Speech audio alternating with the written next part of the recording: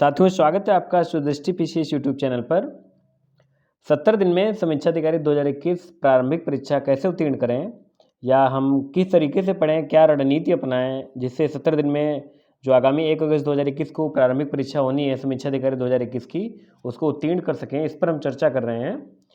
इसके पहले भाग में मैंने समाहित किया था कि कौन कौन से विषय हैं जिनसे अधिक प्रश्न आते हैं व वो अपेक्षाकृत आसान प्रश्न होते हैं या जो अंकदायी विषय हैं, उससे संबंधित मैं इसका पहला भाग चैनल पर अपलोड कर चुका हूं, वो आप सब देख सकते हैं। आज मैं इसका दूसरा भाग डाल रहा हूं जिसमें मैं बताऊंगा कि जो बचे हुए विषय हैं उनको कैसे पढ़ा जाए या उनके कौन कौन से महत्वपूर्ण टॉपिक हैं जिन्हें पढ़कर बचे हुए समय में समीक्षा अधिकारी प्रारंभिक परीक्षा उत्तीर्ण की जा सकती है।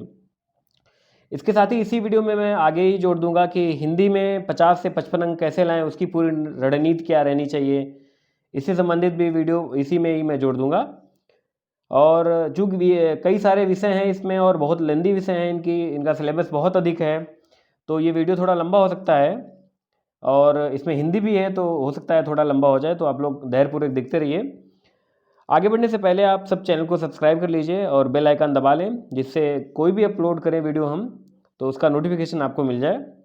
अच्छा, इसमें कुछ चीज़ें हम पहले भाग में बताना भूल गए थे, वो अपने साथियों को बता दें कि इसमें प्रारंभिक और मुख्य परीक्षा में जो बहुविकल्पी प्रश्न होते हैं, बहुविकल्पी प्रश्न पत्र होते हैं जीएस और हिंदी के, उसमें 1/3 नकारात्मक अंकन होता है, यानी नेगेटिव मार्किंग होती है। और पिछले वीडियो में एक बार और छूट गई थी, एक बात और हम बताना भूल गए थे कि साथी हमारे उन्होंने प्रश्न पूछकर हमको अवगत करा दिया कि करंट अफेयर्स कितने महीने का पूछा जाता है। वो मैंने करंट अफेयर्स वाला जो पोर्शन था उससे चूँकि 20-22 अंक आते 20-22 प्रश्न आते हैं, वो हमने पहले पार्ट में कवर किया था। तो उसमें साथियों ने पूछा कि करंट अफेयर्स में कितने महीनों का पूछा जाता है, तो आपको हम यहाँ पर सुनिश्चित कर दें, बता दें कि आपके 70 से 80% अंक जो होंगे, 80% प्रश्न जो होंगे वो पिछले 4 महीनों के करंट अफेयर्स से होंगे। और बाकी जो 20% प्रश्न होंगे, मान लीजिए 20 प्रश्न अगर पूछे गए कुल, तो 20 में 15 या 16 प्रश्न आपके पिछले 4 महीने के होंगे और 4 या 5 प्रश्न पिछले 1 साल के होंगे, यानी 20% प्रश्न या 4-5 प्रश्न जो हैं वो 1 साल के होंगे। ये तब की कंडीशन में है जब पेपर कैंसिल नहीं होता है। कभी कभी ऐसा होता है पेपर कैंसिल हो जाता है, थोड़ा आगे बढ़ जाता है 2 महीने, तो वहाँ पर आप अनुमान नहीं लगा सकते हैं कि पेपर नया आएगा या वही पुराना वाला, वो आयोग पर डिपेंड करता है। तो वहाँ पर अनुमान लगाना ठीक भी नहीं है, वहाँ पर रिस्क नहीं लेना चाहिए क्योंकि इसके प्रश्नों की संख्या अधिक होती है। चलिए प्रारंभ करते हैं भाग 2। इसमें वीडियो का भाग 2 है। इसमें पहला विषय आधुनिक भारत का इतिहास। विषय कौन कौन से हैं आपके सामने लिखे हुए हैं, आप लोग देख सकते हैं। हम एक एक करके प्रारंभ करते हैं आधुनिक भारत का इतिहास। तो इसमें प्रारंभ करते हैं कहाँ से, यूरोपीय कंपनियों के आगमन से। यूरोपीय कंपनी किस क्रम में भारत आई या उनका गठन का क्रम था, क्या था कंपनी, जो यूरोपीय थे उन्होंने कंपनियों की स्थापना कब की, क्योंकि कंपनियों का गठन क्रम दूसरा रहा है, यूरोपियों के आने का क्रम दूसरा रहा है। इनके मध्य कौन कौन से युद्ध हुए, पुर्तगाली, डच, अंग्रेज, डेनिस, फ्रांसीसी, ये सब आए। इनके मध्य युद्ध कौन कौन से हुए या इन लोगों ने यहाँ क्या क्या कार्य किए। जैसे 1560 में गोवा में पुर्तगालियों ने एक ईसाई धर्म न्यायालय बनाया था। गोवा को इन्होंने 1610 में जीत लिया। किससे जीता था आप लोगों को पता होगा, बीजापुर के सुल्तान से, आदिल शाह से। इसी प्रकार अंग्रेजों ने यहाँ कौन कौन से कार्य किए, डचों ने क्या किया, फ्रांसीसियों ने क्या किया। मतलब ऐसे एक क्रमबद्ध तरीके से आगे बढ़ते हुए जाना है। क्या क्या हमको पढ़ना है ये हम आपको मुख्य मुख्य बिंदु बता देंगे, मुख्य मुख्य टॉपिक बता देंगे। इसके बाद कैप्टन हॉकिंस आया था यहाँ, किसके दरबार में आया। और देखिए यहाँ पर 2 प्रश्न हैं कि किसके दरबार के लिए पत्र लेकर चला था और किसके दरबार में आया। ये 2 अलग अलग प्रश्न हैं, आप देख लीजिएगा। कब से कब तक रुका सर टॉमस रो, वो कब आए और कब से कब तक रुके, ये प्रश्न परीक्षा में पूछे जाते रहते हैं। आप देखेंगे अगर पूर्वावलोकन उठाकर उसमें तो आपको मिलेंगे। इसके बाद आंग्ल फ्रांसीसी युद्ध, ये जो अंग्रेजों के युद्ध हुए हैं कई मतलब अलग अलग लोगों के साथ, फ्रांसीसियों के साथ हुए, मैसूर के साथ हुआ और मराठों के साथ हुए, सिखों के साथ हुए। आंग्ल मैसूर, आंग्ल मराठा, आंग्ल सिख युद्ध, ये युद्ध कब हुए या इनके कुल कितने हुए, तो आप लोग देख ही लीजिए। कब कब हुए इनका सन देख लीजिए, या किस संधि से समाप्त हुए, या तब गवर्नर जनरल कौन था। इस प्रकार के प्रश्न जो है बहुत बार आते हैं, रिपीट होते हैं, मैच कराने को आ जाते हैं, अलग अलग रूपों में आते हैं। आप देख लीजिए, कहीं मैच कराने को आ जाएगा, कहीं पहचानने को आ जाएगा कौन सा सुमेलित नहीं है। तो ये हो गया हमारा यूरोपीय कंपनियों का आगमन, कि इसमें कौन कौन से युद्ध हुए या फिर उन्होंने कौन कौन से कार्य किए, ये सब आपको पढ़ना है। इसके बाद आते हैं औरंगजेब की मृत्यु 1707 ईस्वी से प्रारंभ करते हैं। इसको दो भागों में विभाजित कर देते हैं आधुनिक भारत का इतिहास को। पहले हम क्या करते हैं 1707 से 1885 तक। 1707 यानी औरंगजेब की मृत्यु से कांग्रेस के गठन तक। फिर दूसरा कांग्रेस के 1885 से कहाँ तक, भारत को स्वतंत्रता जब तक मिली तब तक। तो दो भागों में विभाजित करते हैं। वो वास्तव में 1885 के बाद वाला भारतीय राष्ट्रीय आंदोलन था और ये आधुनिक भारत का इतिहास। तो औरंगजेब की मृत्यु के बाद कौन कौन से युद्ध हुए, उसके उत्तराधिकार के युद्ध जिन्हें कहा जाता है। इसमें उत्तरवर्ती मुगल सम्राट जो थे उनको कौन कौन सी उपाधियाँ मिली, या जैसे लंपट मूर्ख किसी को कहा गया, रंगीला कहा गया, या सैयद बंधु जो थे उन्होंने किनको किनको गद्दी पर बैठाया, या इसका अंत किस काल में हुआ। तो इस प्रकार के जो महत्वपूर्ण प्रश्न हैं इनको चूँकि पूरा हम पढ़ा नहीं सकते अच्छे से, मैंने क्या किया है एक वन लाइनर की श्रृंखला चला दी है जिसको आधुनिक भारत के इतिहास की श्रृंखला इस समय चल रही है, उसके सभी महत्वपूर्ण प्रश्नों को हम समाहित कर रहे हैं उसमें, और उसके वीडियो आप लोग बार बार देखें। मैंने असुविधा ना हो आप लोगों को इसलिए उसकी अलग प्लेलिस्ट बना दी है, मिक्सअप ना हो जाए, आपको ढूंढना ना पड़े, इसलिए प्लेलिस्ट जाइए, प्लेलिस्ट में देखिए, आपको वहाँ पर मिल जाएगा। इतिहास की प्लेलिस्ट अलग है, हिंदी की अलग है।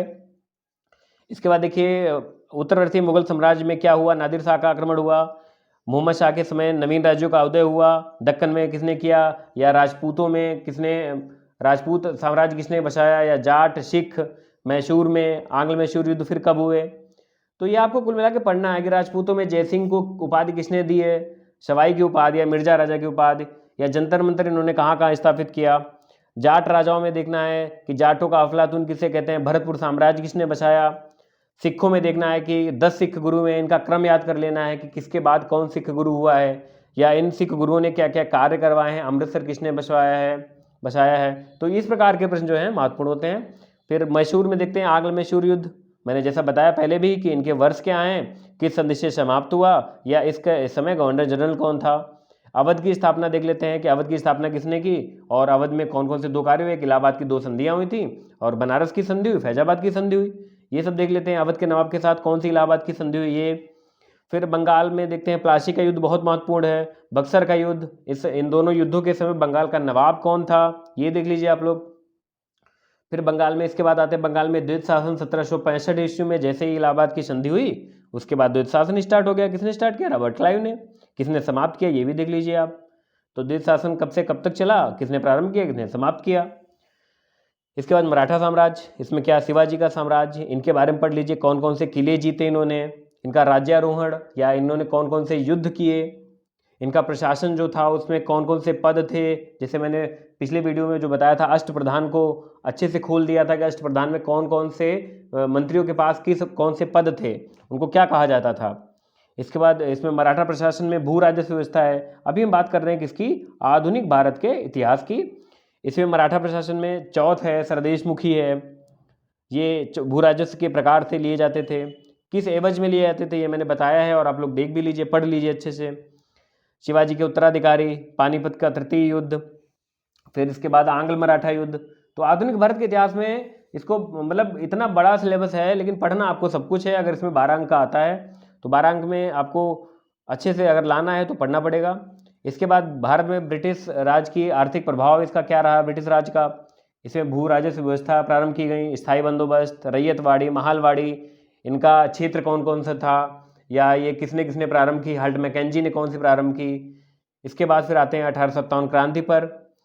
तो 1857 की क्रांति, इसमें मुख्य क्या क्या आपको पढ़ना है, इसमें पुस्तकें पढ़नी है कि कौन कौन सी पुस्तकें लिखी गई तब जो 1857 क्रांति पर आधारित हैं।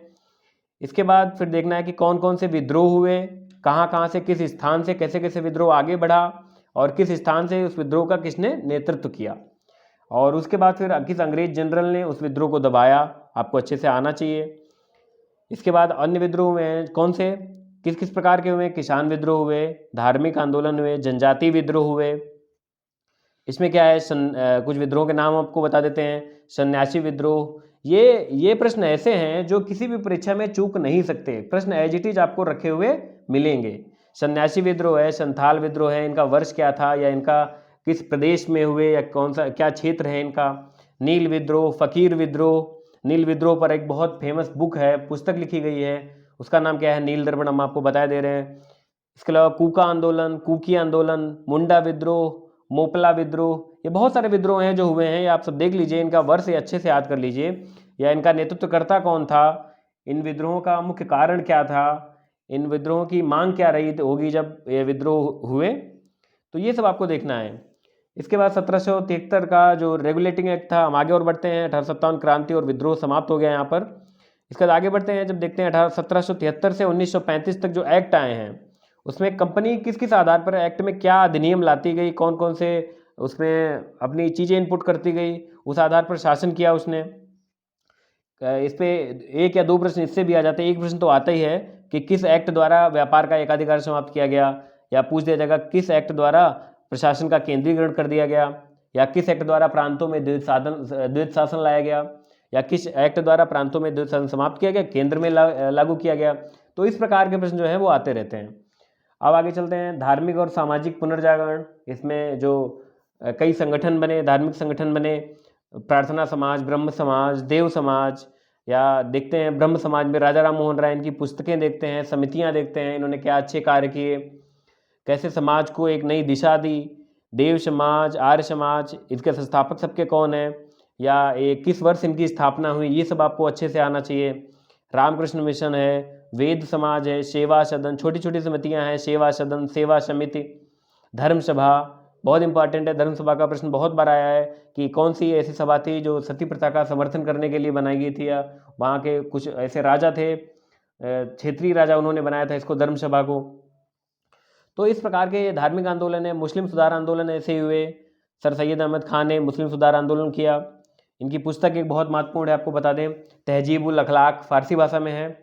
तो इन्होंने कौन से आंदोलन चलाए इसके बाद अहमदिया आंदोलन हुआ, देवबंद आंदोलन हुआ। इस पर प्रश्न आया था, 2-3 बार आ चुका है पीसीएस में कि देवबंद आंदोलन की तिथि क्या थी या वर्ष क्या था, 1866।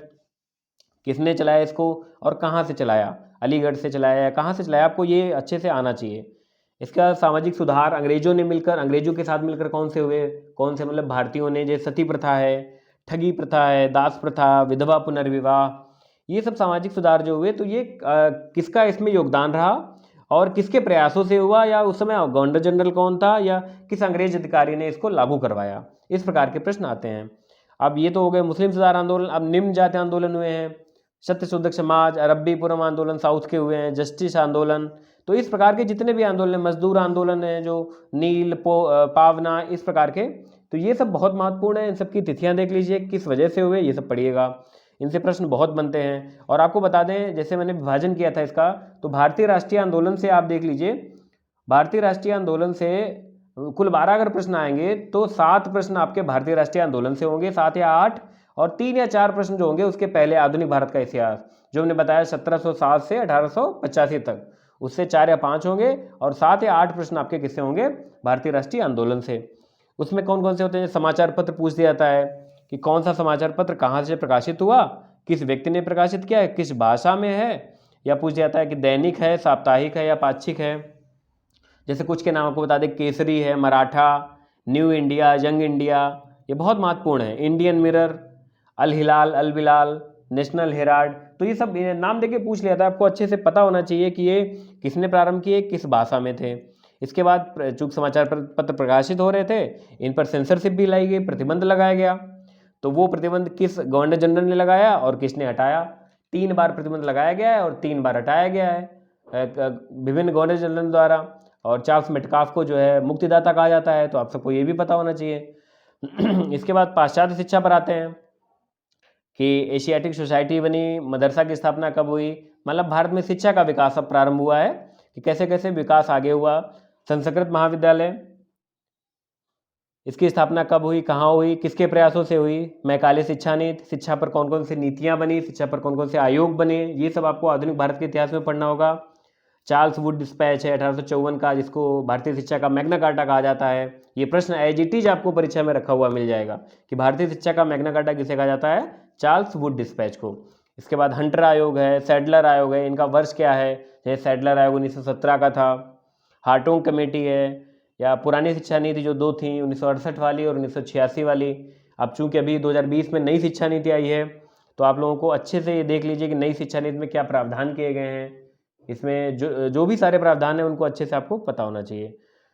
इसके बाद फिर गवर्नर जनरल, इनके सबके कार्यकाल कहाँ से कहाँ तक रहे, कब गवर्नर बोला जाता था, बंगाल का गवर्नर, कब बंगाल का गवर्नर जनरल, और कब भारत का गवर्नर जनरल बोला गया।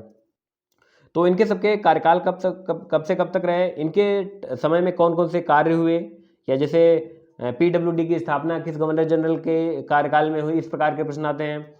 सिविल सेवाओं का जनक किसे कहा जाता है, या पुलिस विभाग की स्थापना किसने की थी। तो इस प्रकार के ये प्रश्न हैं। या इससे पहले मैंने आपको बताया कि जो युद्ध हुए हैं आंग्ल मैसूर, आंग्ल मराठा, ये सब किस गवर्नर जनरल के काल में हुए, ये मैच कराने को आ जाएगा या सीधे सीधे प्रश्न ही बना के आपसे पूछ लिया जाएगा। अब प्रारंभ करते हैं 1885 का कांग्रेस का गठन। तो सबसे पहले तो कांग्रेस गठन हुआ, उसके पहले कांग्रेस के पूर्व जो संस्थाएं थीं उनके बारे में, जैसे लैंड होल्डर सोसाइटी थी, इंडियन लीग है, इंडियन एसोसिएशन है, ये सब, ये वास्तव में मैंने एक पेज पर लिख लिया है आपके लोगों की सुविधा के लिए कि कहीं पर हमसे कुछ छूट न जाए वास्तव में आपको बताने में। और ये इसके बाद फिर देखते हैं कि इसके अधिवेशन कहाँ कहाँ हुए, इसमें जो मुख्य संगठन बने थे ये किस किस प्रदेश के थे, मद्रास के, कलकत्ता के, बम्बई के, सब जगह के अलग अलग थे, विदेशों में भी ये संगठन बने थे। इसके बाद कांग्रेस के अधिवेशन, इसमें प्रमुख सवाल कहाँ से बनते हैं बताते हैं हम आपको।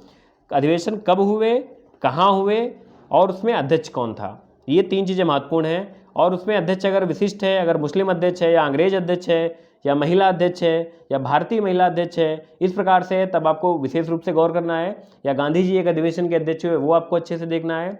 और इसमें जो यूपी में अधिवेशन हुए वो आपको अच्छे से देख लेना, क्योंकि यूपी की परीक्षा देने जा रहे हैं आप, तो उसमें आपको पता होना चाहिए, देख लेना है कि यूपी के अधिवेशन कहाँ कहाँ हुए। और जैसे इलाहाबाद में कितने हुए, लखनऊ में कितने हुए, 1916 वाला लखनऊ में हुआ।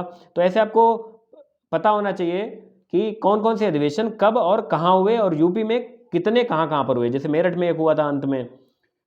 इसके बाद बंगाल विभाजन आते हैं। बंगाल विभाजन 1905 में हुआ। इसमें 3 तिथियाँ होती हैं, आपको बता दें। एक, विभाजन की घोषणा की गई थी, फिर स्वदेशी आंदोलन प्रारंभ किया गया था, और विभाजन प्रभावी हुआ था। प्रश्न इतना घुमा के आयोग पूछ देता है कि आप लोग कंफ्यूज हो जाते हैं और गलत टिक करके आते हैं। अगर विभाजन की घोषणा दी है तो अलग तिथि है, और विभाजन प्रभावी हुआ वो अलग तिथि है। स्वदेशी आंदोलन इसी बीच में प्रारंभ हुआ था। अच्छा, स्वदेशी आंदोलन जब प्रारंभ हुआ था उसी तिथि को हथकरघा दिवस के रूप में अब मनाया जा रहा है। आप लोग देख लीजिए अच्छे से कि किस तिथि को हथकरघा दिवस मनाया जाता है। इसके बाद क्रांतिकारी आंदोलन शुरू हो गए, क्रांतिकारी संगठन बन गए अलग अलग जगहों पर। कहाँ कहाँ? महाराष्ट्र में बने, कलकत्ता में बने, मद्रास में बने। तो महाराष्ट्र में कौन कौन से बने? मित्र मेला है जो बाद में अभिनव भारत में कन्वर्ट हो गया, या इसकी स्थापना कब हुई हमको देखना है। इसने कौन कौन से कार्य किए। कलकत्ता में कौन सा संगठन बना? अनुशीलन समिति। ऐसे ही विदेशों में भी क्रांतिकारी संगठन बने, उन लोगों ने भारत को आज़ादी दिलाने में बहुत महत्वपूर्ण योगदान दिया। इसके बाद अब प्रारंभ होता है हमारा ऐसा काल मुस्लिम लीग की स्थापना के साथ ही कि जहाँ से भारतीय राष्ट्रीय आंदोलन को एक गति मिल जाती है, वहाँ से भारत आज़ादी की तरफ अग्रसर होता है। तो यहाँ से जो प्रश्न बनते हैं वो वास्तव में पूछते जाते हैं किस सन में घटना हुई, या उनको कालानुक्रम में उसको अरेंज करना होता है कि इसके बाद कौन सी घटना किस क्रम में हुई, उसको अरेंज करके आपको बताना होता है 1 2 3 4 इस प्रकार से। तो आप लोग उसका क्रम बिल्कुल अच्छे से याद कर लीजिए। जैसे मुस्लिम लीग की स्थापना हुई, फिर मार्लियामेंटो सुधार हुआ, लखनऊ पैक्ट हुआ, होम रूल लीग आंदोलन चलाया किसने? तिलक जी ने और एनी बेसेंट जी ने। इसके बाद रोलेट एक्ट आया। रोलेट एक्ट के बाद इसके विरोध में जब एक सभा हो रही थी, वहाँ जलियांवाला बाग कांड हुआ। इससे जुड़े व्यक्ति कौन कौन से थे, किसने इसमें मुखबरी कर दी थी, आपको पता होना चाहिए। किसने गोली चलवाई थी। ये सब आपको ऐसे प्रश्न हैं जो फैक्चुअल हैं, फैक्ट हैं, बिल्कुल एज इट इज आप इसको रट लीजिए। इसके बाद गांधी युग प्रारंभ होता है 1919 से 47 तक। तो इसमें क्या महत्वपूर्ण है? गांधी जी का जीवन परिचय, इनके बारे में कि कब जन्म हुआ, कब साउथ अफ्रीका गए, इस प्रकार से। इसके बाद कब लौटकर वापस आए भारत। चंपारण सत्याग्रह प्रारंभ हुआ, चंपारण में किसके बुलाने पर गए थे और किसने चंपारण सत्याग्रह का विरोध किया था, इस टाइप के प्रश्न, मतलब फैक्चुअल प्रश्न। फिर अहमदाबाद मजदूर आंदोलन, खेड़ा सत्याग्रह, एक तरफ से मैंने लिख रखा है आपको बोल देते हैं। खिलाफत आंदोलन, असहयोग आंदोलन, चौरी चौरा कांड। इसके बाद असहयोग आंदोलन स्थगित हुआ चौरी चौरा कांड की वजह से, तो एक पार्टी बनी, उसका नाम था स्वराज पार्टी, मोतीलाल नेहरू की और चित्तरंजन दास की। फिर गांधीदास पैक्ट हुआ। फिर क्रांतिकारी आंदोलन फिर प्रारंभ होते हैं 1924 के आसपास। HRA की स्थापना हुई कानपुर में, फिर HSRA की स्थापना हुई। इन्हीं के सदस्यों ने काकोरी कांड किया, सैंडर्स की हत्या की, असेंबली में बम फेंका गया, लाहौर षड्यंत्र मुकदमा चला, भगत सिंह, राजगुरु और सुखदेव को फांसी दी गई। तो ये सब इनकी तारीखें या किस क्रम में ये सब हुआ या कहाँ पर कौन सी घटना हुई, इनकी मतलब तिथियाँ आपको इनके वर्ष पता होने चाहिए। इसके बाद फिर आगे एक पूरा घटनाक्रम जो चला है वो है साइमन कमीशन, नेहरू रिपोर्ट, सविनय अवज्ञा आंदोलन, दांडी मार्च। दांडी मार्च के बाद तीनों गोलमेज सम्मेलन हुए हैं, तो इसमें तीनों गोलमेज सम्मेलन महत्वपूर्ण है, किस किस वर्ष हुए हैं ये और किसमें कौन शामिल हुआ है, या गांधी इरविन पैक्ट हुआ तो क्यों हुआ ये। इसके बाद कम्युनल अवार्ड हुआ, 1937 का प्रांतीय चुनाव, इसमें मैंने बता ही दिया था कि कांग्रेस ने कितने राज्यों में बहुमत प्राप्त किया और कितने में सरकार बनाई। अगस्त प्रस्ताव, व्यक्तिगत सत्याग्रह, क्रिप्स प्रस्ताव। अब हम धीरे धीरे बढ़ रहे हैं आज़ादी की तरफ। भारत छोड़ो आंदोलन, और भारत छोड़ो आंदोलन ऐसा एक आंदोलन था या ऐसा टॉपिक है, इसको बहुत अच्छे से आपको कवर करना है। इसमें आपको सब कुछ पढ़ना है कि किसको किस जेल में डाल दिया गया, कब प्रारंभ हुआ, कौन सा इसमें मिशन 0R एक प्रारंभ करके सबको जेल में डाल दिया गया था, किसको किस जेल में डाला गया, आपको ये अच्छे से आना चाहिए। या फिर किसको जेल में डाल दिया गया तो आंदोलन की बागडोर किसने संभाली, ये सब आपको पता होना चाहिए। इसके बाद आज़ाद हिंद फौज, CR फार्मूला, बेवल योजना, शिमला सम्मेलन, कैबिनेट मिशन। इसके बाद कुछ तिथियां होती है जो एजिटिव पूछ दी जाती हैं परीक्षा में। क्या होता है उसमें पूछा जाता है कि सीधी कार्रवाई दिवस कब मनाया गया, तो आपको पूरा उसकी तिथि सहित लिखना होगा, तिथि माह और वर्ष सहित। या खिलाफत दिवस कब मनाया गया, तो आपको ये पूरा पूरा पता होना चाहिए। मुक्ति दिवस कब मनाया गया, आपको ये पता हो कि मुक्ति दिवस इस तिथि को मनाया गया, आप तुरंत लगा देंगे कि इस तिथि को मनाया गया। इसके बाद अंतरिम सरकार का गठन, माउंटबेटन योजना, भारतीय स्वतंत्रता अधिनियम पारित हुआ और इसी के साथ भारत स्वतंत्र हो गया। तो यहाँ तक तो हमारा है आधुनिक भारत का इतिहास। तो आधुनिक भारत के इतिहास के जो महत्वपूर्ण प्रश्न हैं, महत्वपूर्ण टॉपिक हैं, कहाँ कहाँ से आपको पढ़ना है, इनके लिए पुस्तकों की मैं एक वीडियो अभी 2-3 दिन में बना दूंगा। उसमें पुस्तकों का फ्रंट पेज हम लगा देंगे कि आपको कहाँ से पढ़ना है। ये सारी पुस्तकें जो अभी मतलब आगे 70 दिन में आपको पढ़नी है, कहाँ से कवर करें, उसका हम उसमें एक PDF बना लेके और उसमें उसका फ्रंट पेज लगा देंगे। अब आते हैं भारत का भूगोल, अगला टॉपिक उठाते हैं भारत का भूगोल, अगला विषय। इसमें क्या पढ़ना है आपको बताते हैं हम। भारत का भौगोलिक स्थिति, कितने देश छूते हैं भारत को, या कितने राज्यों के कितने राज्य तटों को छूते हैं, देशों के साथ सीमा रेखाओं उनके नाम क्या हैं, या कौन कौन से प्रदेश किन किन देशों को छूते हैं, भारत के सुदूर बिंदु। उसके बाद भारत का उसमें आप पढ़ सकते हैं कि 8 डिग्री चैनल किसके किसके मध्य, 9 डिग्री चैनल या 10 डिग्री चैनल। इसके बाद भूगर्भिक संरचना, ये भारत की जो भूमि है इसकी भूगर्भिक संरचना, पृथ्वी की नहीं। इसमें क्या क्या है, आर्कियन चट्टान है, धारावाड़ चट्टान, कुडप्पा, विंध्य, गोंडवाना, किस में क्या मिलता है। जैसे बहुत बार आता है कि धारावाड़ क्रम में खनिज पदार्थ किस में मिलता है, कोयला किस चट्टानों से प्राप्त होता है, धात्विक पदार्थ या भवन निर्माण सामग्री किस चट्टानों से प्राप्त होती है। तो इस प्रकार के प्रश्न जो हैं इससे बनते हैं। यही आप पढ़ेंगे, यही स्मार्ट स्टडी है कि कौन कौन सी चीज़। ये मत देखिए कि क्या पढ़ना है क्या पढ़ना है, ये देखिए कि क्या हमको नहीं पढ़ना है। इसके बाद भारत का प्राकृतिक प्रदेश, इसमें उत्तर का पर्वतीय क्षेत्र 4 भागों में विभाजित किए गए, सबको पता है। तो चारों भागों को अच्छे से खोल लेंगे। जैसे हिमालय पर्वत श्रेणी है, इसको अगर पढ़ते हैं तो चारों भागों में ट्रांस, वृहद, मध्य, शिवालिक और किस रेखा से विभाजित है, उसका नाम क्या है विभाजक का। इसके बाद इसमें श्रेणी कौन कौन सी होती हैं, जैसे काराकोरम, लद्दाख, जास्कर, इनका क्रम क्या है उत्तर से दक्षिण तक, ये देखना है। इसके बाद इसमें कौन कौन सी पहाड़ियाँ पाई जाती हैं। अरावली पर्वत श्रेणी पर आते हैं, इसका उच्चतम बिंदु कौन सा है। फिर आते हैं मध्य भारत में, यहाँ पर विंध्य पर्वत श्रेणी है और सतपुड़ा पर्वत श्रेणी है। तो यहाँ पर से सबसे अधिक प्रश्न जो बनते हैं वो इस प्रकार से होते हैं कि ऊपर से उत्तर से दक्षिण की तरफ पर्वत श्रेणियों का क्रम क्या है। इन्हीं बीच में 2 नदियाँ भी हैं, नर्मदा और ताप्ती, तो उसमें नर्मदा और ताप्ती नदी भी लगा दी जाती है। तो आपको क्रम बताना होता है कि सतपुड़ा के बाद कौन सी नदी है, या विंध्य के बाद कौन सी नदी है, या मालवा पठार के बाद कौन सी श्रेणी है। तो यहाँ पर लगातार 5-6 2 नदियाँ हैं और 4-5 पर्वत श्रेणियाँ हैं, तो पर्वत श्रृंखलाएं हैं। तो आपको ये देखना होगा इसमें कौन कौन सी पर्वत श्रृंखलाएं हैं और कौन सी 2 नदियाँ हैं, नर्मदा और ताप्ती। तो इनका उत्तर से दक्षिण क्रम आप कई बार लगा के देख लीजिए। इसको पढ़ने की सबसे अच्छी विधि आपको बताएं कि मैप उठाइए, उसमें चिन्हित कर लीजिए कि ये मालवा का पठार है, इसके बाद विंध्य पर्वत है, इसके बाद नर्मदा है, इसके बाद सतपुड़ा है। मतलब मैं एक बता रहा हूँ कि इसके बाद क्या क्या है, आप इसको चिन्हित कर लीजिए कि किसके बाद क्या है। इसके बाद अब दक्षिण के पठार पे चलते हैं, उसमें देखते हैं नीलगिरी पर्वत, इसमें कार्डामम पर्वत है, अन्नामलाई है, पालनी की पहाड़ियाँ हैं, जावदी है, शिवराय है। इनका भी क्रम आप देख लीजिए। जैसे आपने जो मध्य भारत में देखा था क्रम, वही अब आके नीचे प्रायद्वीपीय पठार में जो पहाड़ियाँ हैं उनका क्रम देख लीजिए। इसके बाद इसमें दर्रे कौन कौन से हैं, ऊपर कौन कौन से दर्रे हैं उत्तर भारत में, और कौन कौन से दर्रे नीचे हैं। दक्षिण में पाल घाट, भोर घाट, थाल घाट किसके किसके मध्य हैं, या कहाँ से कहाँ तक जाने का रास्ता है इसमें। इसके बाद पर्वत श्रेणियों के उच्चतम बिंदु कौन से हैं, जैसे सतपुड़ा का कौन सा है, मैकाल पहाड़ी इसकी है, उसका कौन सा है, महादेव पहाड़ी है उसका कौन सा है, क्योंकि इनके अंदर भी और पहाड़ियाँ हैं ना। इसके बाद प्रादीपी पठार की सबसे ऊंची चोटी कौन सी है, जैसे पता होगा आप लोगों को अनाईमुड़ी है। और फिर आते हैं भारत की प्रमुख घाटियाँ, कौन कौन सी घाटियाँ हैं, जैसे कुछ महत्वपूर्ण घाटियाँ बार बार प्रश्न पूछे जाते हैं जिनसे चुंबी घाटी, युथांग घाटी, सुरमा घाटी, अराकू घाटी, नीलांग घाटी, जुकू घाटी, ये सब पहाड़ियों से प्रश्न बार बार पूछे जाते हैं। इसके बाद उत्तर भारत का मैदान, इसका विभाजन कर लेते हैं, भाबर, तराई और जलोढ़ में, खादर, बांगर आपको पढ़ना है। फिर लक्षद्वीप समूह और अंडमान निकोबार का, कि कौन सा लक्षद्वीप समूह में उत्तरी द्वीप कौन सा है, दक्षिणी कौन सा है, या उत्तरी अंडमान या दक्षिणी अंडमान, लघु अंडमान, ये देख लेना है कि इनका क्रम क्या है। इसके बाद पठार में मालवा का पठार, बुंदेलखंड पठार, छोटा नागपुर पठार, महाराष्ट्र पठार, मेघालय का पठार, ये सब देख लेने हैं कि इन पठारों की सीमा रेखा क्या है या इनकी अवस्थिति क्या है, कहाँ पर लोकेटेड है ये सब। अब आते हैं नदी तंत्र में, तो नदी तंत्र में दो नदियाँ, एक अरब सागर गिरने वाली, एक बंगाल की खाड़ी में गिरने वाली। तीनों तंत्र की नदियाँ, एक सिंधु नदी तंत्र, ब्रह्मपुत्र और प्रायद्वीपी पठार की नदियाँ।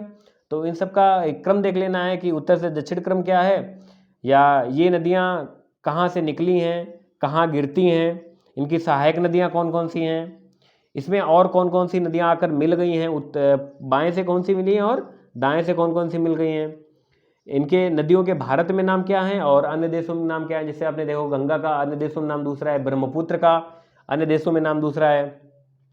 ऐसे ही सिंधु की इसकी ब्रह्मपुत्र की नदियाँ, सहायक नदियाँ कौन कौन सी हैं, इनके नाम क्या हैं। इसके बाद पूर्वी घाट और पश्चिमी घाट से कौन कौन सी नदियाँ निकलती हैं, या कौन सी नदियाँ पठार से निकलती हैं, जैसे नर्मदा, ताप्ती है, कृष्णा, कावेरी, गोदावरी, ये सब नदियाँ आपको देखना है कि ये कहाँ से निकलती हैं, कहाँ गिरती हैं जाके, और इनकी सहायक नदियाँ क्या हैं। तो इसका सबसे अच्छा तरीका है कि इसके लिए मैप उठाइए, उसमें चिन्हित कर लीजिए ये नदी है, इसकी सहायक नदी है, इसकी सहायक नदी वेनगंगा, इसकी सहायक नदी पेनगंगा, इसकी सहायक नदी दूधगंगा। तो इस प्रकार की जो सहायक नदियाँ बहुत कन्फ्यूज करते हैं, इनको आप चिन्हित कर लीजिए और अलग लिख लीजिए कि ये नदी सहायक नदी किसकी है।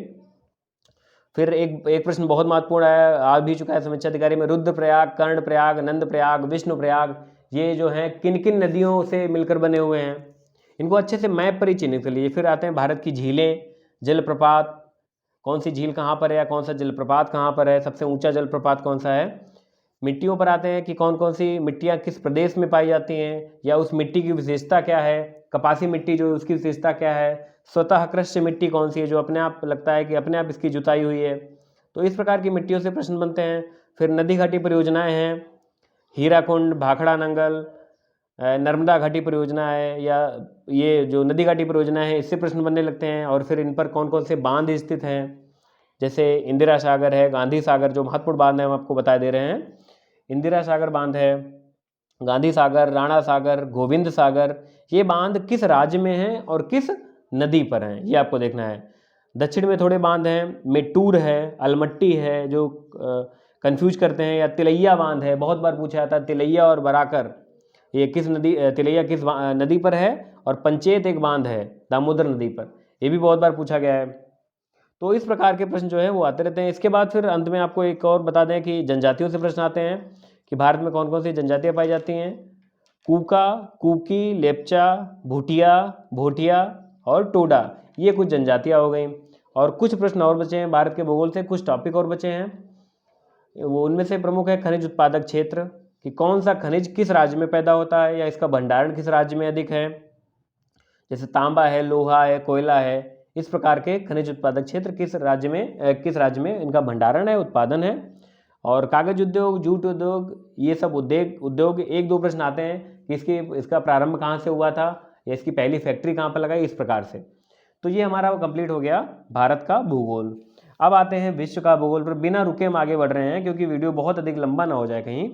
विश्व का भूगोल में क्या होता है कि सबसे प्रमुख है कि देश देख लीजिए, कौन से देश कहाँ पर हैं, इन देशों की क्या विशेषताएं हैं। इन देशों से देखिए क्या आसपास कोई नदी है, या इन देशों से किन देशों से मकर रेखा निकल रही है, किससे कर्क रेखा निकल रही है और किससे भूमध्य रेखा निकल रही है। या देशों के मध्य सीमा रेखाएं क्या हैं, हिंडनबर्ग है, 38 डिग्री चैनल, 49 डिग्री चैनल, इस प्रकार सीमा रेखाएं जो हैं इनकी क्या है।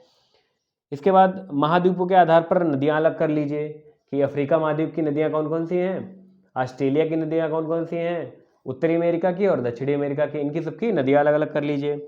उसके बाद इन नदियों पर कौन कौन से बांध बनाए गए हैं, महत्वपूर्ण होता है, पूछ दिया जाता है सीधे सीधे मिलान करने को कि हुबर बांध किस नदी पर है, या कोलोराडो बांध किस नदी पर है, इतेपू बांध किस नदी पर है, करीबा बांध किस नदी पर। बहुत बार प्रश्न ऐसे आते हैं और ऐसे ही प्रश्न आते रहेंगे। आप इसको पूर्वावलोकन से अगर कवर करेंगे तो वहाँ से अच्छा खासा कवर हो जाएगा पोर्शन आपका ये। इसके बाद ज्वालामुखी, किस देश में ज्वालामुखी कौन सा पाया जाता है, या भूकंप के बारे में एक दो प्रश्न आ जाते हैं कभी कभार, बहुत ज़्यादा नहीं आते हैं। इसके बाद महाद्वीपों की सबसे ऊंची पर्वत चोटी कौन सी है, या पूछा जाता है ब्लैक फॉरेस्ट पर्वत कहाँ पाए जाते हैं। इस प्रकार से प्रश्न जो एक निश्चित होते हैं, उनके नाम होते हैं जो।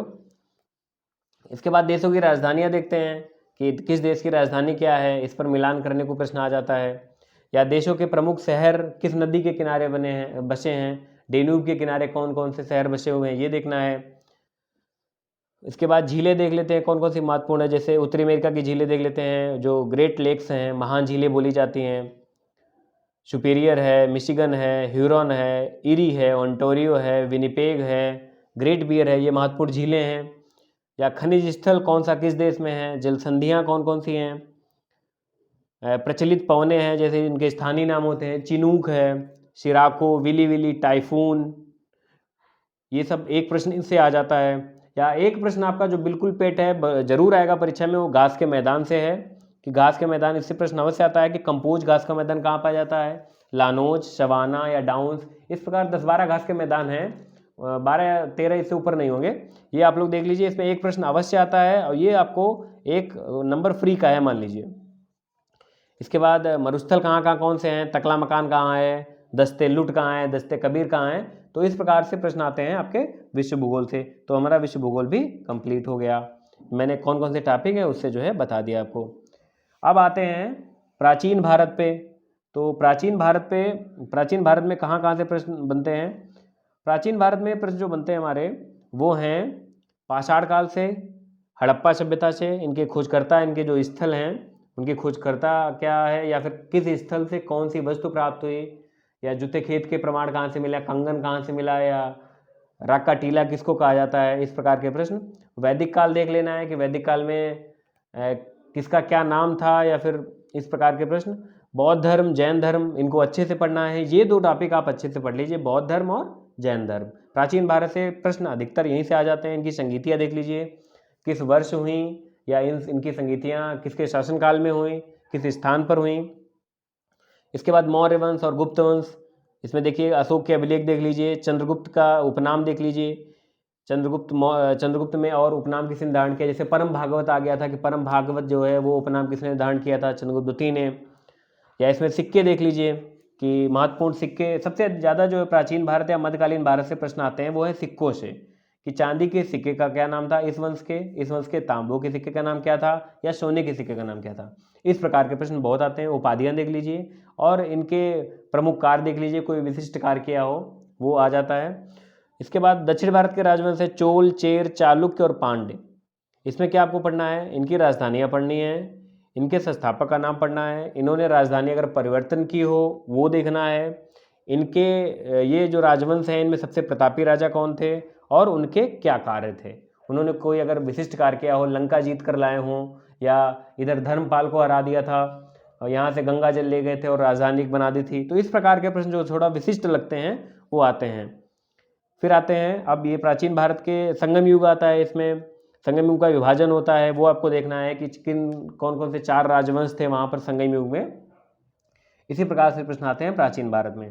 तो प्राचीन भारत के 3 या 4 या 5 या ऐसे प्रश्न आते हैं, इससे अधिक नहीं थे। खैर अब पहले तो 4 या 5 प्रश्न थे, लेकिन अब धीरे धीरे वेटेज इसका बढ़ रहा है। पिछली परीक्षाओं में प्रश्न इसके अधिक से अधिक पूछे गए हैं, इनकी संख्या बढ़ी है। अब आते हैं मध्यकालीन भारत पे। मध्यकालीन भारत में आपको क्या पढ़ना है, मुस्लिम आक्रमण कब हुआ, इसके बाद दिल्ली सल्तनत पर आते हैं। मुस्लिम आक्रमण में पूरा पढ़ लीजिए कि मुस्लिम आक्रमण कब हुआ और इसने क्या नुकसान किया भारत में, कहाँ पर किस वर्ष अटैक किया। दिल्ली सल्तनत में देख लीजिए कि किसके क्या उपनाम थे, या किसको क्या उपाधियाँ मिली, सिक्के क्या जारी किए। दिल्ली सल्तनत का मुख्य प्रश्न जो आते हैं वो आते हैं दिल्ली सल्तनत के प्रशासन से, चाहे वो दिल्ली सल्तनत हो चाहे मुगलकालीन सल्तनत हो, इनके प्रशासन से आते हैं कि किस पद को कौन सा कार्य दिया गया। जैसे दिल्ली सल्तनत में पूछ जाएगा दीवान इंसा, दीवान वजारत, इनकी स्थापना किसने की थी, या दीवान कोही, इनकी स्थापना किसने की थी, या पुस्तकों के नाम को पूछ दिया गया कि ये पुस्तक किस दरबारी कवि में, इसमें दरबारी कवि कौन थे, किस दरबारी कवि ने पुस्तक लिखी थी, इनका साहित्य की अगर पुस्तकें कोई हों तो वो देख लीजिए। तो इस प्रकार के प्रश्न जो हैं प्रशासन से संबंधित ही आते हैं। इसके बाद भक्ति काल प्रारंभ किसने किया और दक्षिण से उत्तर की तरफ कौन लाया। भक्ति काल के प्रमुख जो हमारे प्रेरक हैं वो कौन कौन से रहे हैं, इस प्रकार से प्रश्न आते हैं।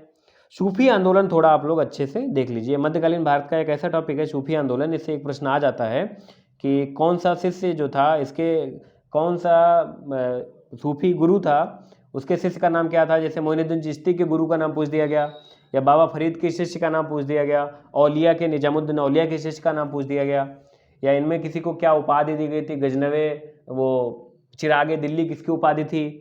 तो इस प्रकार से प्रश्न इसमें सूफी आंदोलन से आते हैं, तो उसको थोड़ा डीपली पढ़ लीजिए। मुगलकालीन प्रशासन देख लीजिएगा, इसमें कौन कौन से पद थे या कौन कौन से सिक्के थे, उन पदों के नाम क्या क्या थे।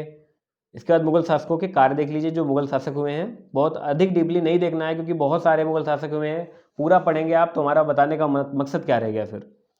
फिर मुगल काल में जो युद्ध हैं वो देखना है कि पानीपत के युद्ध, पानीपत का युद्ध, खानवा का, चंदेरी का, इस प्रकार के जो भी युद्ध हुए, अकबर ने जो लड़े या इन्होंने जो स्थापना की बुलंद दरवाज़ा की वो किस उपलक्ष्य में की, ये सब आपको देखना है। या इन्होंने ये जो नगर बसाया था वो किस मतलब राजधानी अपनी स्थानांतरित कर दी थी आगरा से फतेहपुर को। इसके बाद अकबर के दरबार में नवरत्न थे, कौन कौन थे ये आपको पता हो। चंद्रगुप्त, इसी के साथ आपको एक और दे दें वो हिंट कि आप लोग ये भी पढ़ लीजिए कि चंद्रगुप्त द्वितीय के दरबार में कौन कौन से नवरत्न थे। और इसके बाद फिर मुगल काल में कौन सा शासक था, किसने कौन सा मकबरा बनवाया और कहाँ पर बनवाया, या किसका यही आता है कि मकबरा किसने कौन सा कहाँ पर बनवाया। तो मध्यकालीन भारत में इसी प्रकार के प्रश्न आते हैं। या फिर किसको कहाँ पर दफनाया गया, ये मैं भूल रहा था कि किसको कहाँ पर दफनाया गया, इस प्रकार के प्रश्न आते हैं। या भारत से बाहर किसको दफनाया गया, ये सब प्रश्न मध्यकालीन भारत में आते हैं। अब आते हैं कृषि पर। कृषि के टॉपिक से 3-4 प्रश्न आते हैं। क्या क्या आते हैं देखते हैं।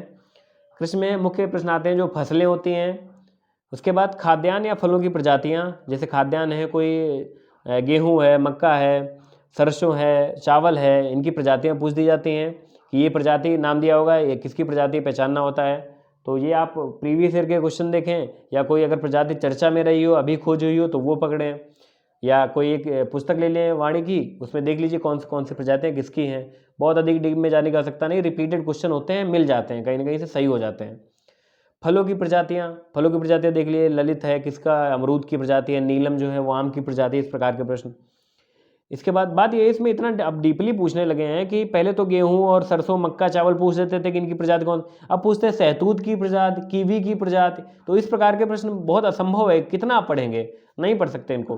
तो मेरे हिसाब से तो इनको बहुत ज़्यादा इन पर ध्यान देने की आवश्यकता नहीं है।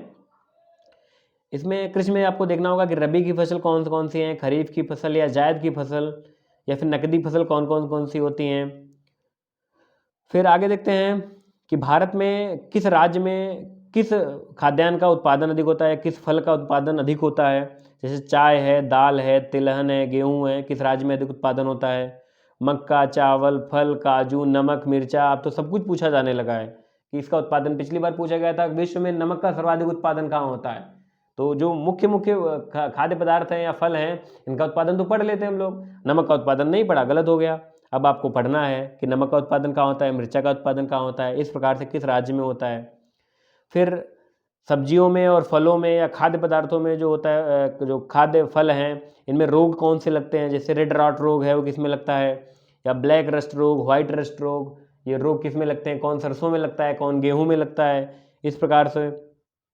तो यही सब कृषि में प्रश्न पूछे जाते हैं मुख्यतः। एमएसपी कितने फसलों की डिसाइड की जाती है, या इसके लिए कौन सा आयोग बना, या कृषि अनुसंधान संस्थान जो हैं वो कहाँ कहाँ पर है, दलहन अनुसंधान संस्थान, या इस प्रकार के जितने भी हैं कई सारे हर फसल का अनुसंधान संस्थान है, वो किस राज्य में उपस्थित है, किस राज्य में अवस्थित है, वो आपको देखना है।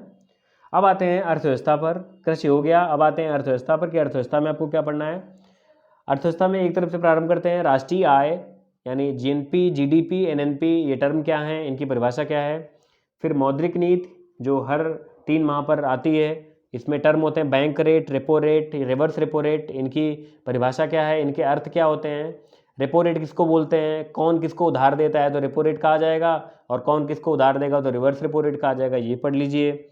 इसके बाद अर्थव्यवस्था में वक्र, लारेंज वक्र, गिनी गुणांक, ये बहुत आते हैं कि किसके किसके मध्य होता है लारेंज वक्र तब बनता है, किसके किसके मध्य होता है तो गिनी गुणांक बनता है। फिर बजट जो होता है उसमें राजकोषीय नीति, इसमें टर्म यूज होते हैं राजकोषीय घाटा, राजस्व घाटा, प्रभावी राजस्व घाटा या प्राथमिक घाटा, ये क्या होते हैं। फिर गरीबी का मापन कैसे किया जाता है, आय का मापन कैसे किया जाता है, प्रति व्यक्ति आय का, इसका आधार क्या होता है। इस प्रकार के प्रश्न रिपीटेड होते हैं, आप इसके पूर्वावलोकन में देखेंगे तो आपको मिलेंगे। इसके बाद जीएसटी पर देख लीजिए, जीएसटी स्लैब कितनी है और कौन कौन से प्रतिशत की हैं।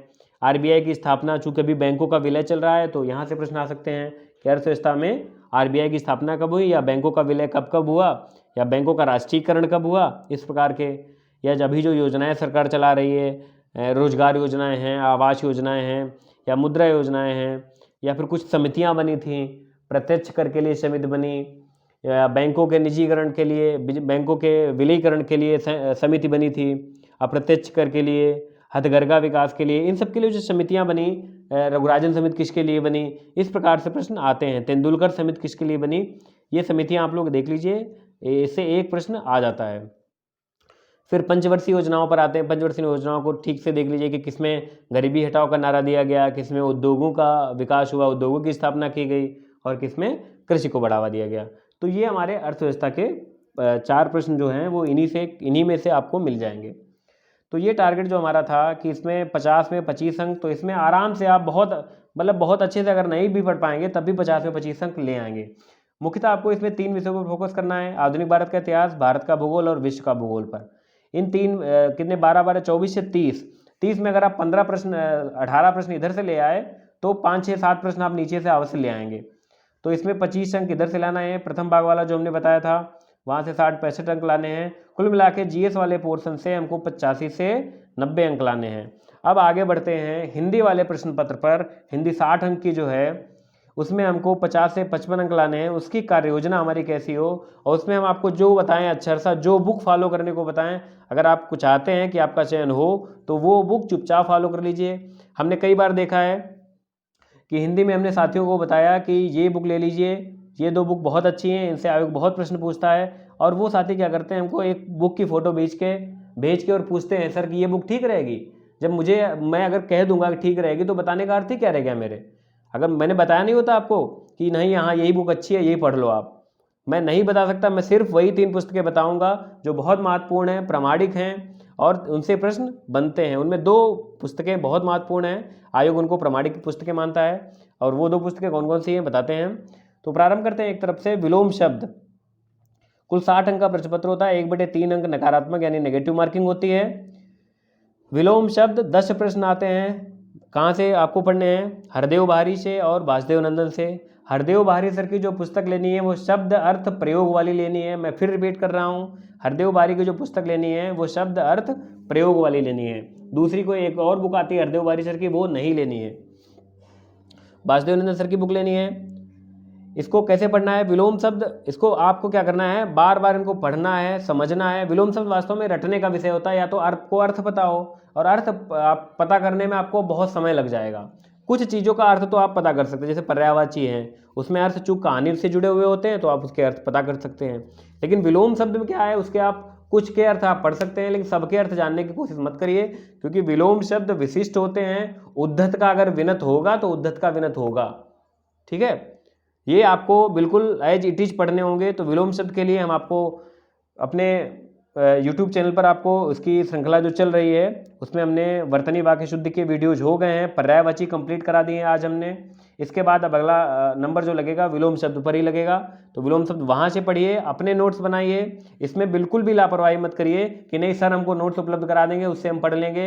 इसका मतलब है कि आप लोग अच्छा नहीं कर रहे हैं, आप लोग अपने साथ ही धोखा कर रहे हैं अगर ऐसा कर रहे हैं।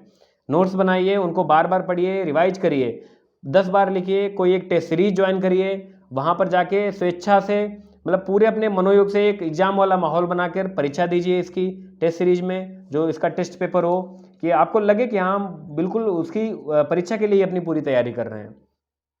तो विलोम शब्द कैसे पढ़ने आपको बता दिया हमने, अपने चैनल पर हम उसके वीडियोस डालेंगे, आप लोग वहाँ से नोट्स बनाइए, उनका बार बार रिवीजन करिए, उनको रटिए। कुछ नहीं कर सकते आप, समझिए, नहीं समझ सकते तो रटिए, क्योंकि आपका चयन मुझे सुनिश्चित कराना है। आप अगर चयन चाहते हैं तो फिर आपको रटना पड़ेगा। इसके बाद आते हैं पर्यायवाची पर। पर्यायवाची का अर्थ कैसे समझना है आपको बताया मैंने, कि कोई ना कोई कहानी जरूर होती है, तो उसका अर्थ भी हम पर्यायवाची हमने चारों भाग डाल दिए हैं, चारों भाग में हमने आपको समझाया है। आप उनके नोट्स बनाइए, और इसके लिए सबसे पहले वासुदेव नंदन सर की पुस्तक उठाइए, बहुत प्रामाणिक है, इसी से आपको बहुत सारे पर्यायवाची फंसेंगे परीक्षा में। हरदेव बारी में थोड़ा अटपटे ढंग से दिया हुआ है, तो हरदेव बारी को ज़्यादा प्रेफर मत करिए इस पर्यायवाची के मामले में। इसमें आप थोड़ा एस कुमार सर की जो घटना चक्र की पुस्तक है वो उठाइए। पहले वासुदेव नंदन के कवर करिए, उसमें आप लोग कहते हैं कि बहुत कम दिए हैं, बहुत कम नहीं हैं, उसी में से प्रश्न आ जाएंगे। इसके बाद फिर घटना चक्र पढ़िए।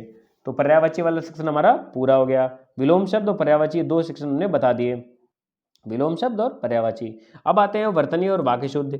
अब इनमें क्या करना है, बार बार वाक्यों को वर्तनी कैसे हम पहचानेंगे भाई, आशीर्वाद होता है कि आशीर्वाद होता है, या कौन सी वर्तनी अशुद्ध है, कौन सी वर्तनी शुद्ध है, हम कैसे पहचानेंगे? हम तभी तो पहचानेंगे जब उसको बार बार लिखेंगे। बार बार उसको लिखिए, जो कन्फ्यूजन क्रिएट कर रही है उनके लिए अलग A4 साइज का एक पेपर अलॉट कर दीजिए, कि जो कन्फ्यूजन करेंगे हम उनको अलग लिख के रखेंगे, और तब तक लिखेंगे जब तक सही नहीं कर लेते। फिर मैं बता रहा हूँ, एक टेस्ट सीरीज को जरूर ज्वाइन कर लीजिए, क्योंकि इससे आप अपना मूल्यांकन कर पाएंगे और देख पाएंगे कि हमसे गलतियाँ किस सेक्शन में अधिक हो रही हैं। 6 सेक्शन हैं, 10-10 अंक के, 60 अंक के। आप देखिए कि कौन से क्वेश्चन हमने बहुत अधिक गलत किए, फिर उनमें अपना सुधार किए, उनकी बार बार प्रैक्टिस करिए। देखिए हिंदी जो है सिर्फ आपका एक अभ्यास का विषय है, करत करत अभ्यास से जड़मत होत सुजान। ये अभ्यास का विषय है, जितना आप अभ्यास करेंगे परफेक्शन उतना ही आएगा। मैं देख रहा हूँ कि कई सारे साथी हताश हो जा रहे हैं, कि जैसे हम टेलीग्राम पे जो क्विज चल रही है उसमें हम प्रश्न डालते हैं, 20 में से 8 कर पाए, 10 कर पाए, तो हताश होने का आवश्यकता नहीं है, क्योंकि एक समय था जब हम भी ऐसे ही थे। ये धीरे धीरे करके जो हमारे अंदर निपुणता आई है वो कैसे आई है, अभ्यास से ही आई है। प्रश्न गलत किए हैं, हमने देखा है, उसकी रणनीति बनाई है, फिर आगे बढ़े हैं, तो ऐसे करके हमारे अंदर परफेक्शन आया है। धीरे धीरे करके 20 में 18, 20 में 19 प्रश्न आप भी सही करेंगे, और मुझे विश्वास है कि आप भी 55 से ऊपर अंक लाएंगे। बशर्ते एक रणनीति बनाइए, उसको फॉलो करिए, मेहनत करने में पीछे नहीं हटना है बस। तो ये वाक्य एवं वर्तनी शुद्धि का हमने बता दिया। इसमें वाक्य शुद्धि के लिए हम आपको बता दें, अजय कुमार सर की एक एग्जाम टाइम की बुक आती है, या घटना चक्र की एक बुक आती है वाक्य शुद्धि की मेंस के लिए, तो उसमें आपको प्रीवियस ईयर के वाक्य शुद्धि मिल जाएंगे। वो चाहे आईएएस के हों, चाहे पीसीएस के हों, जो मेंस में प्रश्न पूछे जाते हैं वाक्य शुद्धि वाले, बहुत सारे प्रश्न रिपीट होके आ जाते हैं, या फिर उनका थोड़ा रूप बदल दिया जाता है। उसमें जो त्रुटि का कोटि होती है, जो त्रुटि का प्रकार होता है, वो समान होता है। तो आप तुरंत पकड़ लेंगे कि इस प्रकार की त्रुटि हमने पहले पढ़ी है, और वो जैसे ही रिपीट होके आएगा आप प्रश्न सही करके आएंगे। तो आप क्या करें, घटना चक्र की प्रीवियस ईयर के जो मेंस के वाक्य शुद्धि वाले प्रश्न हैं, वो आपको जहाँ पर मिल जाएं, पिछले कम से कम 10-12 सालों के मिल जाएं, वो आप अच्छे से उनकी प्रैक्टिस कर लीजिए। फिर आते हैं विशेष विशेषण पे। विशेष विशेषण में क्या साथी पूछते हैं, सबसे कठिन यही जाता है, जबकि सबसे आसान यही है। क्या करिए, शब्द को पकड़ लीजिए, उसी से मार मार के पूछिए कि भाई क्या हो, विशेषण हो विशेष्य हो। अगर वो कहीं किसी विशेषण के साथ लग जाए तो अर्थात संज्ञा है, और संज्ञा है तो क्या हो गया, विशेष्य हो गया। और जो विशेषण नहीं है वो विशेष्य हो गया। अगर विशेषण के साथ लग जा रहा है, संज्ञा के साथ लग जा रहा है, तब तो विशेषण है। जैसे हमने बोला रंगीला, तो रंगीला क्या होगा, आपके तुरंत दिमाग में आ जाना चाहिए कि रंगीला के साथ कोई विशेषण लग जाए, संज्ञा लग जाएगी, बिल्कुल लग जाएगी। आपने बोला मोटा, तो मोटा मोटा आदमी, ठीक, मोटा हाथी, तो मोटा के साथ संज्ञा लग गई। तो ये तो खैर आसान हो गए। ऐसे ही प्रश्न हो गए, उनका आप बार बार संज्ञा के साथ प्रयोग करके देखिए कैसे ये लगेंगे। ठीक, तो आप इनके क्या करना है, इनको विशेषण को ऐसे ही पढ़ना है कि इसको संज्ञा के साथ लगा कर देखिए, अगर लग जाए तब तो विशेषण है, नहीं तो क्या है, विशेष्य है। अगला टॉपिक देखते हैं, अनेक शब्दों के लिए एक शब्द। अनेक शब्दों के लिए एक शब्द के लिए क्या करना है आपको, ये सिर्फ और सिर्फ पढ़ने का विषय है, इसमें कोई ट्रिक नहीं काम आएगी, कुछ भी अर्थ नहीं समझना है, क्योंकि अनेक शब्दों के लिए जो एक शब्द होता है वो पार्टिकुलर होता है, उसी का शब्द, उसका कोई उसमें अर्थ निहित नहीं होता है। ये आपको सिर्फ पढ़ना है। ये हरदेव भारी सर की पुस्तक में पर्याप्त मात्रा में दिए गए हैं, वासुदेव नंदन सर की पुस्तक में पर्याप्त मात्रा में है। और अगर आपको लगता है कि इतने से इतने आपके लिए कम पढ़ रहे हैं, तो एस कुमार सर की बुक ले लीजिए घटना चक्र वाली, उसमें बहुत अधिक दिए हैं। आप पढ़ते पढ़ते बिल्कुल थक जाएंगे, उसमें इतने अधिक दिए हैं सर ने, और बहुत अच्छे से दिए हैं, सुनियोजित तरीके से, और बहुत कुछ उसमें समाहित किया है उन्होंने। तो कुल 3 पुस्तकें लेनी है, हरदेव बारी सर की शब्द अर्थ प्रयोग, और वासुदेव नंदन की हिंदी की बुक, और एस कुमार सर की घटना चक्र की पुस्तक। तो ये हमने कुल बता दिया आपको कि हिंदी में हमें 60 से, अच्छा एक पोर्शन छूट रहा है अभी, तद्भव तत्सम। तद्भव तत्सम क्या है? तद्भव तत्सम में इसको समझिए, इसको कैसे अच्छे से करें कि तद्भव तत्सम हमारे सही हो। इसको समझिए कि तद्भव तत्सम है क्या चीज़। तत्सम जो होता है वो संस्कृत में कहाँ से इसकी उत्पत्ति हुई है शब्द की, ये आपको समझना होगा कि तत्सम क्या होता है। संस्कृत ही रूप होता है उसका शब्द का, तो इसकी उत्पत्ति संस्कृत में कहाँ से हुई है, इसको समझिए। और अगर लग रहा है आपको कि आप नहीं समझ पा रहे हैं तो उसको रट लीजिए एज इट इज, क्योंकि हिंदी वाले पेपर में बहुत चीज़ें आप रट के भी बहुत अच्छे अंक पा सकते हैं, क्योंकि आपका चयन लेना है, आपको कैसे भी करना है, सही करना है बस। इसके लिए तद्भव तत्सम के लिए हरदेव बारी सर की पुस्तक पर्याप्त है, उसमें बहुत अच्छे दिए हुए हैं, कोई दूसरी किताब नहीं पढ़नी है, सिर्फ हरदेव बारी सर की पुस्तक प्रामाणिक है। आयोग इसी से पूछता है, या फिर इसी से अगर आयोग पूछेगा और आपको रेफरेंस देना पड़ गया, बाद में आयोग नहीं मान रहा है किसी प्रश्न का या गलत उत्तर दे दिया आंसर की में, तो आप इसका रेफरेंस दे सकते हैं, प्रामाणिक पुस्तक है। इसी के साथ हम आपको बहुत बहुत शुभकामनाएं देंगे प्रारंभिक परीक्षा के लिए कि आप सब बहुत अच्छा करके आएँ। और एक वीडियो और हम बनाएंगे इससे संबंधित कि परीक्षा के 15 दिन पहले हम उस वीडियो को अपलोड करेंगे, तो हम आपको बताएंगे कि उसमें कैसे वैज्ञानिक तरीके से या मनोवैज्ञानिक तरीके से कैसे तुक्का लगाएं। तुक्का लगाने का मतलब कैसे हम, जब हमें प्रश्न नहीं आ रहे होते हैं उसको कैसे हम तुक्का लगाएं उसमें कि हमारा नुकसान ना हो। मैं अपना बताऊं, मैं जीएस में हमेशा प्रारंभिक परीक्षा में 140 अटेम्प्ट करके आता था, और मुख्य परीक्षा में हमेशा 120 अटेम्प्ट किए हमने। लेकिन क्या है, हमने जो तुक्का लगाया वो एक मनोवैज्ञानिक तरीके से लगाया। उसमें आपको एक नज़रिया होना चाहिए आपको कि किस प्रकार से तुक्का लगाना है। उसमें आप देख लीजिए किस प्रकार, लगातार अगर बी लगातार चला आ रहा है तो आपको बी पर फिर नहीं लगाना है, या फिर और एक चीज़ और, ये सब मैं खैर अगले वीडियो में बनाऊंगा आपको। चलिए मोटा मोटी बता देते हैं कि कभी भी तुक्का ये नहीं कि किसी में ए लगा दिया, किसी में बी लगा दिया, किसी में सी लगा दिया, किसी में डी लगा दिया, ये नहीं। आप उसमें एक बार सरसरी निगाह से मूल्यांकन कर लीजिए। जो 4 विकल्प होते हैं तो 25-25% चारों होने चाहिए। देखिए किसमें कम पड़ रहे हैं। कोई एक विकल्प होगा जो 30% हो सकता है, मान लेते हैं। कोई एक विकल्प होगा जो 25% होगा, कोई एक 20 हो सकता है। लेकिन उसमें देखिए कोई 10% तो नहीं रह गया। 140 प्रश्न है, उसमें ऐसा तो नहीं कोई 10-15 में सिमट गया हो। तो क्या करिए, उसकी संभावना बढ़ जाएगी। आप जो तुक्का लगाइए वो उसी विकल्प पर लगाइए जो 10% रह गया हो, क्योंकि वो भी एक औसत रखा जाता है कि 20% के आसपास, 25% के आसपास, 20, 25, 30, बस 20 से कम नहीं होता है और 30, 32 से ऊपर नहीं जाता है। तो ये एक तरीका हो गया मनोविज्ञान पढ़ने का, जो पेपर सेट होता है उसके आधार पर। तो ये सब कुछ हैं चीज़ें जो हम बताएंगे आपको। प्रश्न छोड़ने के बजाय आप उसका कोई विकल्प लगा कर आएंगे तो आपको उसका लाभ मिलेगा। इस वीडियो में इतना ही। बहुत बहुत धन्यवाद।